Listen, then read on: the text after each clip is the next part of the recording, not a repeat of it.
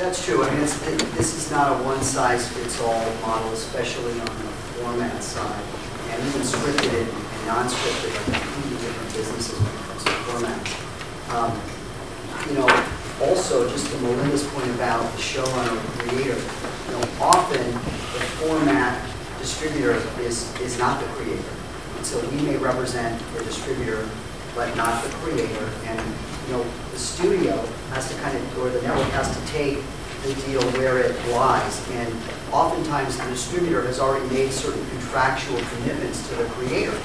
And so the creator may have the right, for example, to travel to the production location, which, you know, oftentimes is looked at by the U.S. financier as added expense in the budget. You know, I mean, sometimes, yes, you want the creator there, but more often than not, you know, I find that the U.S. studios have a very defined point of view. They went out and got a big writer, producer, showrunner who's got a take on the material, doesn't really want to know about the format creator in Sweden or Uruguay or wherever the content is coming from. In fact, I have to tell you that last season we had a pilot produced, and our client had co-created the format and was the format owner.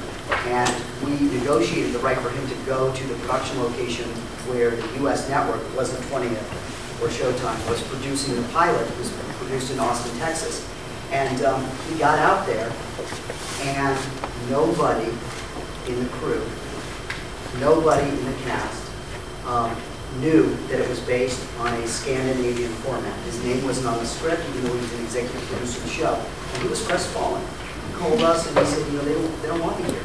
And so it's a relationship client issue as well as a deal issue. Okay, so I've got a Writers Guild script fee in my budget. I don't really want to add yet another payment for writing services or acquisition of the rights to the script from the format's rights holder, and they have their own union and guild issues too. So, but I need it in my deal. I need to have that ability to use the scripts if I need to use them, and it avoids any potential claim that I've, you know, that I've infringed anybody's copyright in the script or something. So. Now, this probably applies more for unscripted. The format is obviously going to be adapted and changed for the U.S. show.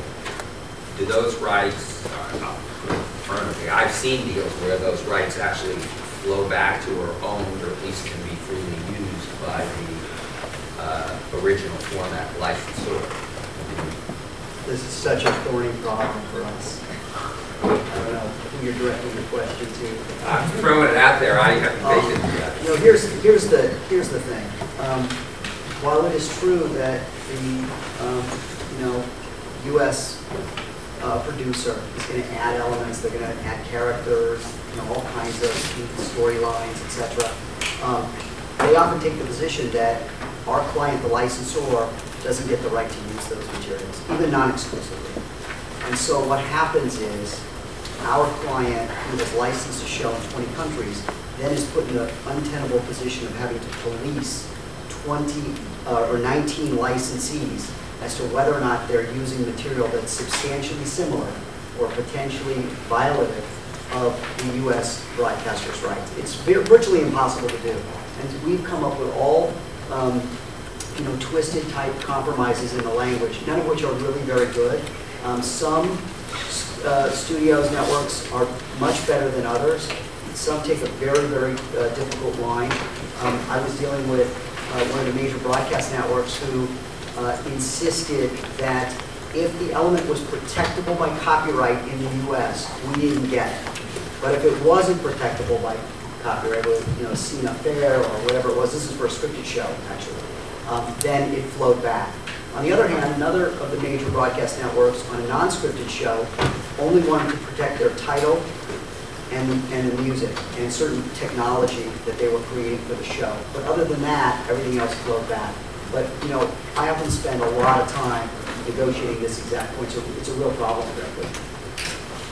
Okay. To some extent, it depends on how sophisticated the buyer is about this format market. Because at first blush, you might think, oh, okay, so they're going to do, you know, a this in Uruguay in Spanish, what do I care?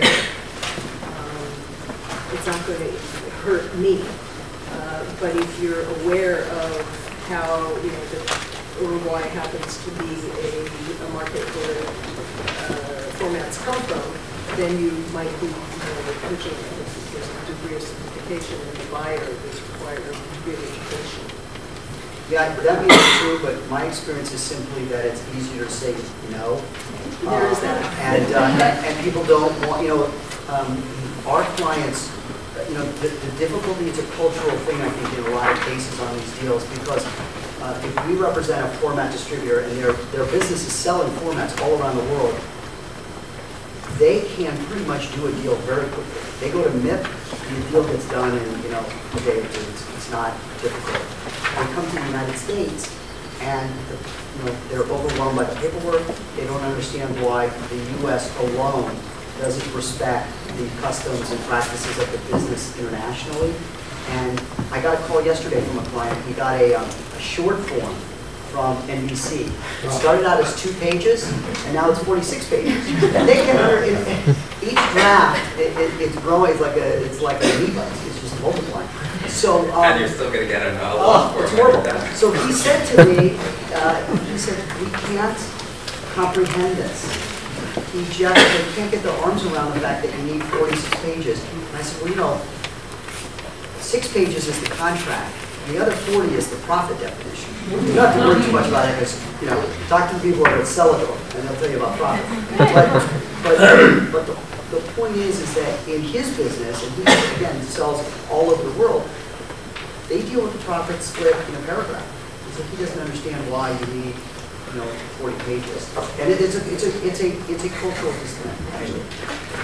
I want to spend a few minutes on the topic 2, also very interesting topic, so we also have time for some questions at the end, which is, as I said, kind of book series and things like that. We'll start with Melinda, so we're talking about Dexter, which is a book.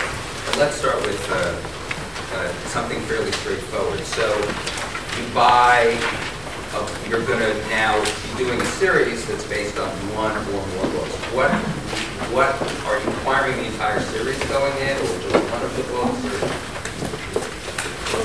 It depends. With Dexter specifically, we acquired the first book, and we had options on subsequent books. And we did get into the sort of issue of sense affair from the premise and whether we needed to buy the other books. And in fact, the book's storylines diverged quite after the first book. The author's stories and our stories really don't overlap very much at all. But that doesn't mean that the author and his representatives agree with us. And so sometimes, in fact, it's a matter of sort of talent relations. We did exercise the option on the second book, but not on the subsequent ones. And the reason we cared about talent relations, because you might say, why didn't we care, is that they retain publication rights. And our marketing people were dying to do graphic novels and all kinds of other versions of the TV show that we weren't otherwise permitted to do. And we needed the consent of the author and the author's publisher to be able to do that. And so we were trying to So what did you apart from story, what do you get? What do you get from that first book? What do you own that you can? all of the characters in the first book. Is that right? So yeah, and then it's the whole. We have our own authored written sequels and characters that we've added.